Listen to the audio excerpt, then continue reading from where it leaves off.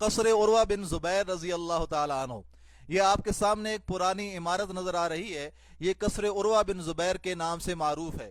یہ وہ زمین ہے جو اللہ کے رسول صلی اللہ علیہ وسلم نے حضرت بلال بن حارث رضی اللہ تعالیٰ عنہ کو عطیتاً دی تھی، اور یہ ارشاد فرمایا تھا کہ یہ زمین اللہ کے رسول محمد صلی اللہ علیہ وسلم کی طرف سے بلال بن حارث کو عطیہ ہے۔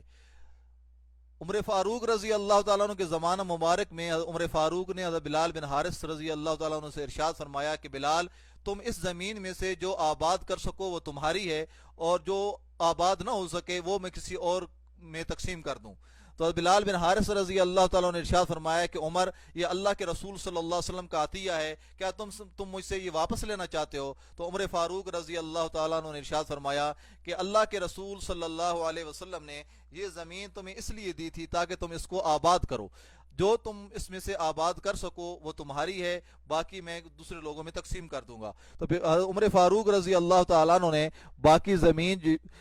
زمین پر کھڑے ہو کر اعلان فرمایا کہ یہ بہت اچھی زمین ہے، کون اس کو لینا چاہتا ہے؟ تو حضرت خوات بن جبیر رضی اللہ تعالیٰ نے ارشاد فرمایا کہ میں لینا چاہتا ہوں، اور عمر فاروق رضی اللہ تعالیٰ نے یہ زمین دے دی۔ اس کے بعد سن 41 ہجری میں حضرت عروہ بن زبیر رضی اللہ تعالیٰ عنہ نے اس زمین میں سے کچھ خرید کر وہاں پہ اپنا باغ لگایا اور ایک قصر بنوایا جو قصر عروہ بن زبیر کے نام سے مشہور اور معروف ہوا، جو ابھی آپ کو سامنے نظر آ رہا ہے۔